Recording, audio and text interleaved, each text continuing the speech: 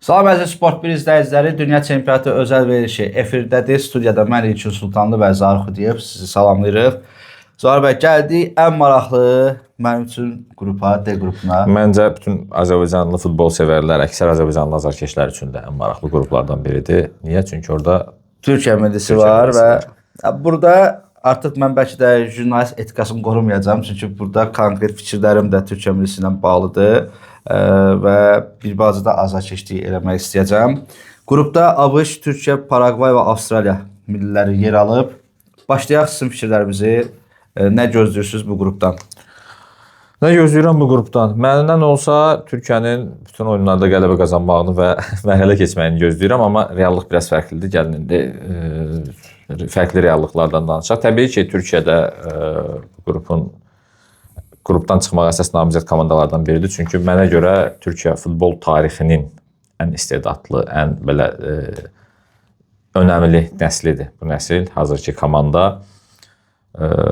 Hətta 2002-ci il Dünya Çempionatında 3-cü olan komandadan belə daha yaxşı komanda kimi görürəm mən bu komandanı. Amma orada başqa nüanslar mütləq var. ABŞ var bu qrupda, ev sahibidir. Seçmə mərhələdə iştirak eləməsə də ABŞ-ı biz hazırlıq oyunlarında da görmüşük. Həmçinin də meydan sahibi amili bayaq dediyim kimi çox önəmli rol oynayır. Xüsusilə də ilk verilişimizdə biz bəhs eləmişdik saat fərqi məsələsi. Yəni bu kimi amillər çox təsir eləyir. Azarkeş məsələsi, üstəlik də ABŞ-dakı stadionlarda azarkeş tutumu Avropadan qat-qat əksəriyyətindən daha çoxdur və bu atmosfer tamam fərqli olur. Baxmayaraq ki, Kanada haqqında da bu fikri işlətmişdim ötən verilişlərin birində. ABŞ daha çox basketbol, xokkey ölkəsidir, beyzbol ölkəsidir, belə deməm üçün. Yəni futbol ölkəsi deyil. Hətta orada futbol yox, soccer deyirlər. Amma yenə də bu sırf bu mundialda, bu qrupdan danışırıqsa da ABŞ-ı heç cürə kənara ata bilmərik.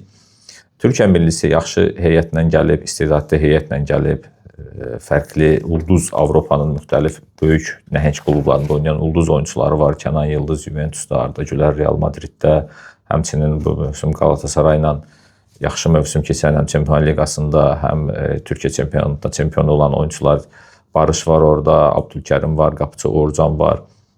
Orkun Beşiktaşla yaxşı keçirmişdi. Hakan Çalhanoğlu Interlə İtaliya çempionu oldu. Yəni belə fərdi olaraq çox oyunçuları saya bilərik. Elə fərdi demişkən Fərdinin özü Brightonda mövsümünün yaxşı oyunçusu seçildi İngiltərə Premyer Liqasında. Yəni yaxşı oyunçular var. Düşünürəm ki, qrup liderliyi uğrunda əsas iddia ABŞ və Türkiyə arasında olacaq. Amma Paragvayı heç də nə Paragvayı, nə də Avstraliyanı yəni heç cürə biz kənara ata bilmərik. Hər ikisi Avstraliya son Dünya Çempionatında, hətta səfərin sonundan qabaq Dünya Çempionatında da qrupdan çıxıb iddiasını göstərə bilən bir kollektivdir. Möhkəm komandadır, çətin komandadır. Həmçinin Paragvayda yaxşı komandadır. Cənubi Amerika futbol ekolunu təmsil edən və hər zaman yaxşı oyunçular, fərdi yaxşı oyunçular yetişdirə bilən komandalardandır. Balanslı qruplardan biridir. Aşkar favoriti yoxdur. Könül Türkiyədən yanadır. Yəni ürəyimiz istəyir ki, Türkiyə bütün oyunlarda qalib gəlsin, qrupdan rahat çıxsın. Amma ABŞ və Türkiyə arasında bir başa-baş mübarizə gedəcəyini düşünürəm. Sən necə düşünürsən də görək. Açığı Türkiyəni bu qrupun favoriti hesab edirəm. Çünki yaxşı bir nəsil formalaşıb orada. Dünən idi, yoxsa səhər gündə bir podkastları çəkmişdilər o 3 futbolçu. Orada ümumiyyətlə ab-havanı hiss elədim ki, bu futbolçular Türkiyə Süper Liqasının oyunlarında bir-birinə rəqib olanda başqa cür, hətta bəlkə düşmən kimi davranır, amma milli söhbət olanda artıq bir-birlərindən keçmirlər, bir-birlərinə çox sıx bağlanırlar və Türkiyə ictimaiyyəti də çox yaxşı hazırlayıb Türkiyəni bu mundiala. 24 illik fasilədən sonra komanda Dünya Çempionatına vəsiqə qazandı.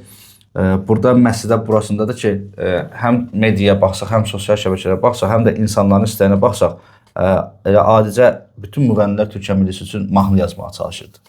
Hərə nəsə ifa edirdilər, öz mahnılarını Türkiyə millisinə uyğunlaşdırmağa çalışırdı. Və böyük bir gözlənti var. Kənan Yıldız və Arda Güler kimi futbolçuların dünyanın ən yaxşı komandalarında çıxış etmələrini böyük bir üstünlük hesab edirlər. Və əsas heyət üzvü olmaqlarını Türkiyə millisi üçün böyük bir üstünlük hesab edirlər. Hətta Erdoğanın bir çıxışı oldu. Deyəsən milli komanda ilə görüşündə idi, yoxsa kimlərləsə görüşündə, hətta İdman naziri oradaydı, federasiyanın prezidenti oradaydı. Soruşdular ki, favorit kim olacaq? Yəni dünya çempionatında qalib gələn komanda sizdə kim olacaq? O da qayıtdı ki, biz olacaq. Yəni ölkə rəhbəri belə inanır ki, Türkiyə bu turnirdə çempion olacaq.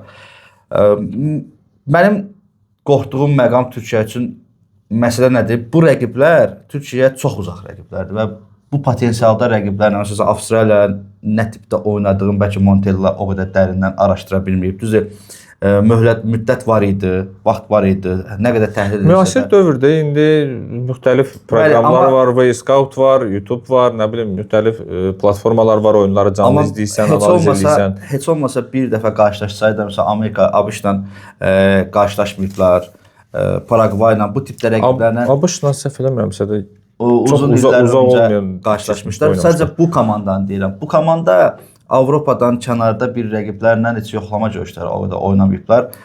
Sonuncu yoxlama görüşü də Şimali Makedoniya ilə oynadı. O da Avropa komandası idi. 4-0 hesabı ilə qalib gəldilər. Avropada Fransanı uda bilirlər. Məsəl üçün Fransanı udublar.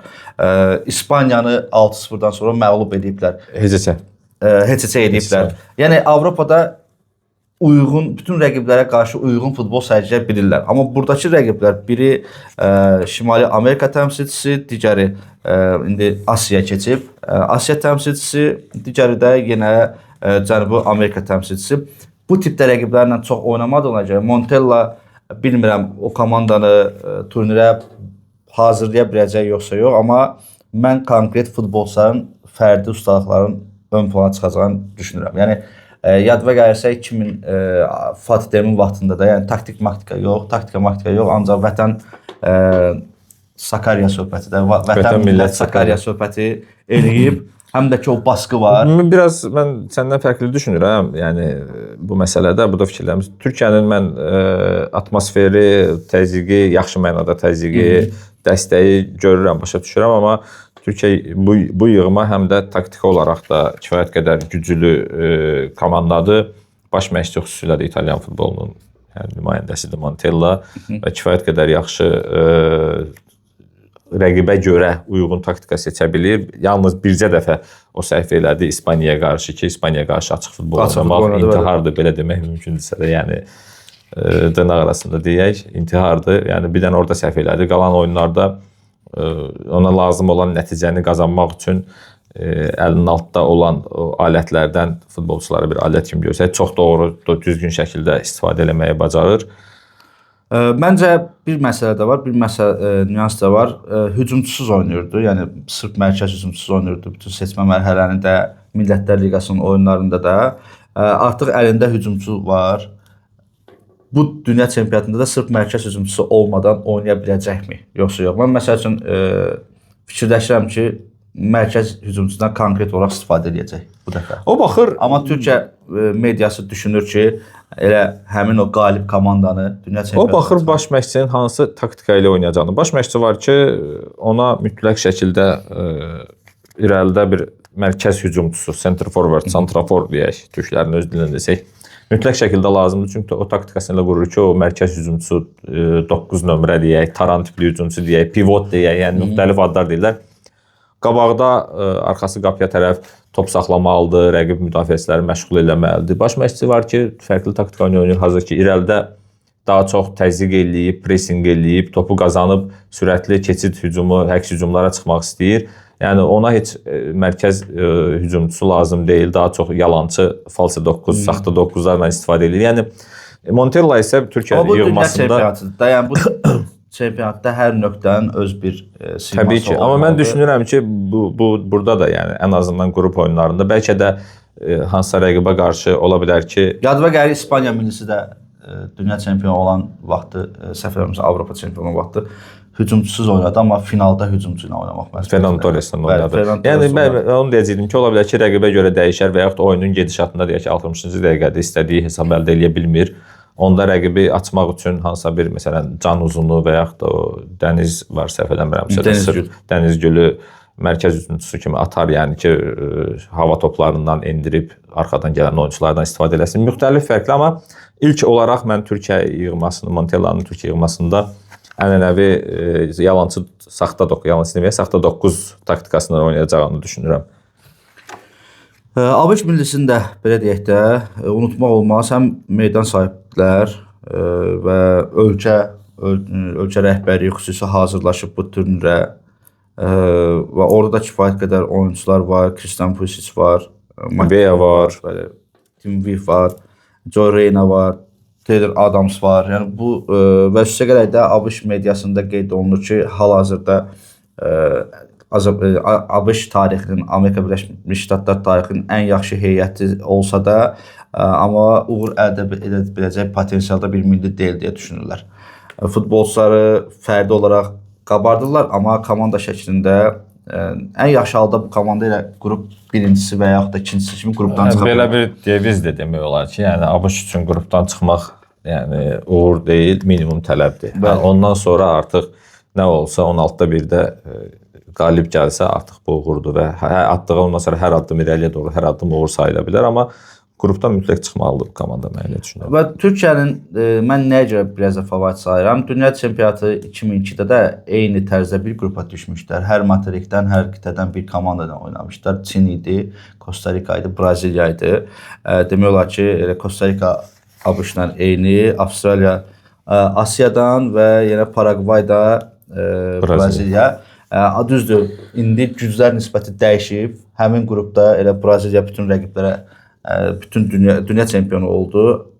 Konkret favorit idi. Burada amma yəni bir-birinə hamısı bab komandadır. Biz indi azarkeş təfəkkürü ilə bəlkə də biraz yaxındır bizə deyə Türkiyəni qabardırıq, amma Paragvay millisini heç cür unutmaq olmaz. Mütəmadi dünya çempionatında iştirak edən komandalardan biri. Və çox xüsusilə də müdafiə planında çox güclü bir komandadır. Çox az gol buraxır.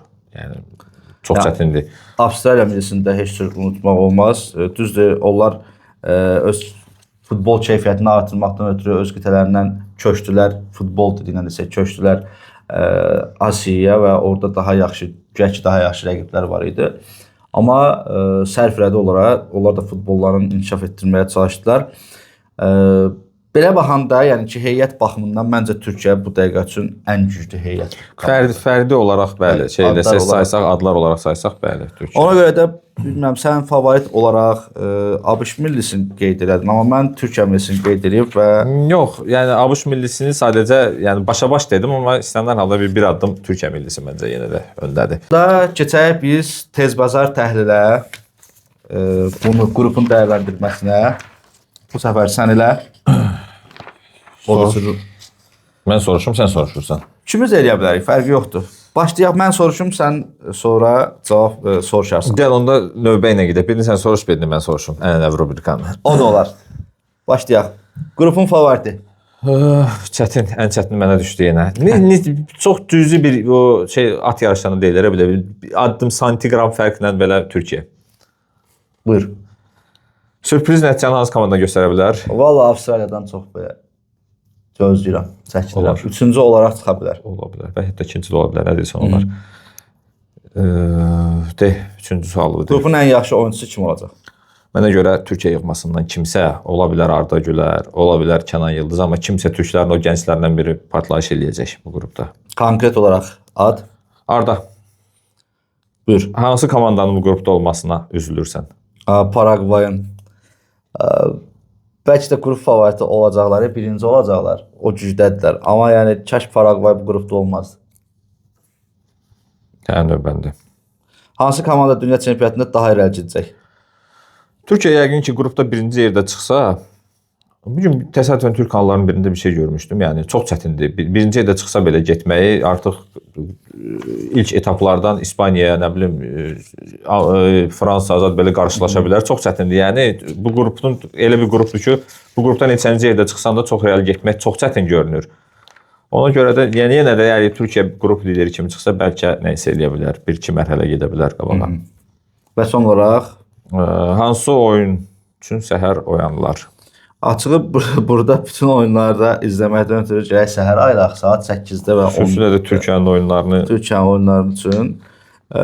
Mən yəni biraz gec oyanan biriyəm. Saat 8-də Türkiyə-Paragvay oyunu üçün konkret oyanaram. Türkiyə-Paragvay. Türkiyə-Paragvay saat 8-də. Mən də yəni yəqin ki Avstraliya-Türkiyə oyunda saat 8-dədir. Yəni Türkiyənin bütün oyunları üçün yuxusuz qalmağa dəyər yəni. Bir də digər rubrikaya keçməmişdən qabaq, artıq Türkiyə mediasında belə deyək də, onsuz da aşıb daşır həmişə Türkiyə mediası bir balaca öz potensiallarını bir baş üstün hesab edirlər. Bu komanda dünya çempionu olmaq ehtimalı varmı səncə ümumiyyətlə? Yox, dəyərləndirdiyi sürpriz irəli getmə məsələsində soruşduq o tez bazar təhlilində. Amma bəzi ekspertlər düşünürlər ki, yəni sürpriz eləyə bilər bu komanda. Mümkün deyil. Heç mümkün. Çünki yəni yenə dedim o hətta bir qrupla bir qrupda birinci yerdə çıxsa belə Türkiyə İspaniyanı, ondan sonra Portuqaliyanı və Fransanı məğlub eləməlidir ardıcıl ki, finala qədər getsinlər yəni. Əgər İspaniya və Portuqaliyanı məğlub edəndən sonra nə bilim yəni heç cürə mümkün deyil mənə görə. Mənə görə mümkün deyil. Hər nə qədər yenə deyirəm Türkiyə azarkeş işləsək də mümkün deyil. Elə isə bizə ayrılan vaxt da başa çatdı. Biz bir Azərbaycanlı olaraq Türkiyə millisinə dünya çempionatının oyunlarında uğurlar arzu edirik. Yəni ona görə də bu gün Azərbaycan millisinin formasında gəlmişdim ki, qardaş ölkəyə öz formamızdan bir dəstək, milli dəstək verək. Bir dəstək olaraq Uğurlar arzulayaq. İnşallah ki, onlar üçün, ümid eləyək ki, onlar üçün çox uğurlu, yaxşı, maraqlı bir çempionat olacaq. Ümid edək. Bizə ayrılan vaxt başa çatdı. Kanala abunə olmağı, videonu bəyənməyi və rəylər yazmağı unutmayın. Sağ olun, salamat qalın.